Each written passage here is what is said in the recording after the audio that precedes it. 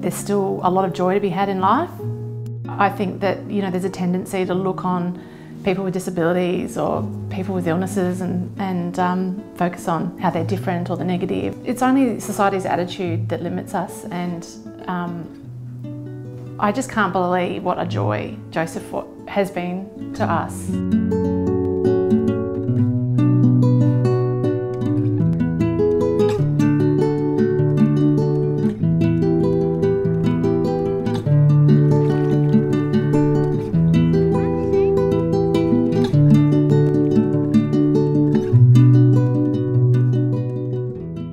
Joseph is our second child, so we have an older daughter. When I was pregnant with Joseph, everything seemed fine, had a really normal, healthy pregnancy, normal birth, and Joseph appeared really healthy when he was born.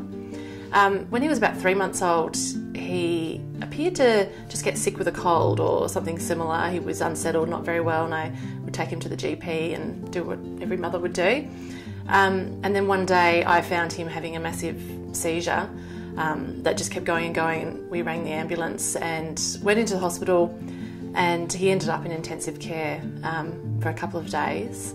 It was really difficult because we were in and out of the hospital constantly, and of course at that time our daughter was 3, and we had just moved to a new town as well, so it was extremely stressful and extremely difficult, and it was also made very difficult that we didn't have a firm diagnosis. So he obviously had a very severe and serious epilepsy syndrome, but we weren't able to get a clear prognosis. Everything was very vague. You know, I think we probably held on to a lot of hope in the first year or two that, you know, he might suddenly stop having the seizures and then begin to develop normally. So it was actually very difficult that his disability unfolded quite gradually. Joseph has, it's an early onset infantile encephalopathy. Basically, he has very, very severe seizures. When Joseph first became ill, when he was a baby, we knew then what was happening to him at that time was life-threatening. He was in intensive care, you know, intubated in intensive care all the time. He was a tiny baby having thousands of seizures. So as he got a bit older, probably from about 2 onwards, we got better seizure control, so we weren't in and out of the hospital all the time. And I think at that period I probably thought, okay, I have a boy who's got epilepsy, he's disabled, but I stopped thinking about it, I guess, as potentially life-threatening all the time. You just slip into everyday life. But then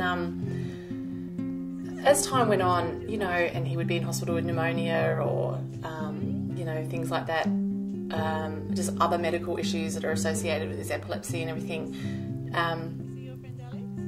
It just, I guess it began to dawn on us that he was still extremely fragile.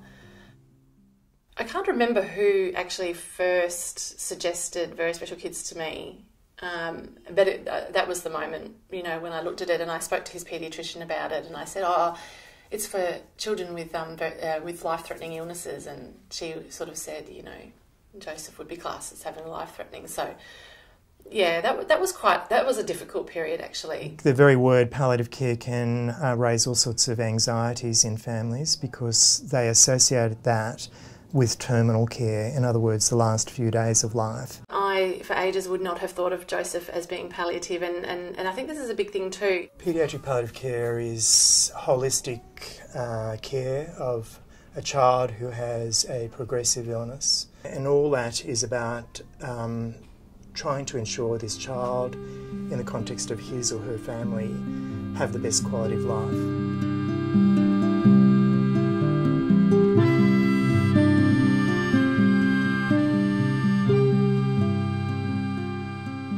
Even though it was really confronting to have him accepted into Very Special Kids at first, or to have it acknowledged that yes, he has a life-threatening condition, now I feel really relieved that I'm now hooked into a service where people understand, and I don't just go to appointments and go home.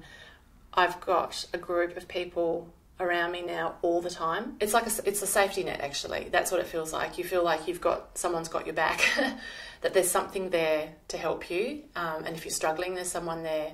And it's not even just the respite house, it's the worker, your local worker, Yeah, it's really invaluable. We do a lot of physical therapy with Joe. We do a lot of work. I do a lot of work with him at home. So he has made gains. So he can stand in a standing frame. Sometimes he can sit a little bit on his own if he's propped up just right with cushions and things like that. Lots of the therapists and people we've met over the years have developed a really strong bond with Joe. So, yeah, he sort of collects friends. He likes to be outside, so he likes it if you've got his wheelchair and you go out in the paddock or down a laneway or something and it's rough and you're pushing him over it. He's a typical little boy in that sense, you know, he loves that. He loves it if you're in the car and you're going down a rough road and the car's bumping around and he'll laugh. I think for us the best thing was that now he's more aware of the world around him and, you know, tries to participate in his own way.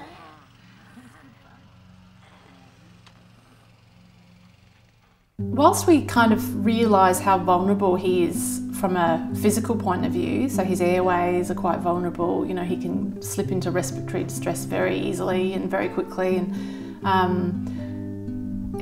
he's so tenacious. He started school in February this year, or end of January. That was good, but yeah, he only got a few weeks in this year and then he got really unwell, so then he spent the next 2 months in the hospital. It was actually his birthday, so it was the end of February and it was his 6th birthday, and on the morning of his birthday we noticed he woke up with a bit of a temperature and he didn't look too well. And then over the next hour or two I noticed his breathing was just becoming more laboured, so we ended up at the hospital here in Ballarat and it was pretty evident he needed to be transferred to the Children's Hospital in Melbourne, so he was flown there in the helicopter. He had 3 failed extubations trying to get him off the ventilator. It was pretty horrible. He didn't look very good, and we decided to try one more time to get him off the ventilator, and the 4th time actually worked, but all up he was in intensive care for 8 weeks. Luckily this time we managed to get him off that ventilator and we managed to bring him home, but we definitely had to face not being able to bring him home. The best moment, I think, for me was the day he left ICU. Because even though the ICU staff, the nurses and the doctors had just been wonderful, that day when they said, okay, no, he's well enough to go to a ward now, that was incredible. Yeah, and that's when we thought, okay, he's going to come home. Our goal is to keep Joseph at school. He loves school, he loves the stimulation and he loves being around the other children. I'm trying to keep him well. But then also, like I was saying, we just want to try and enjoy life.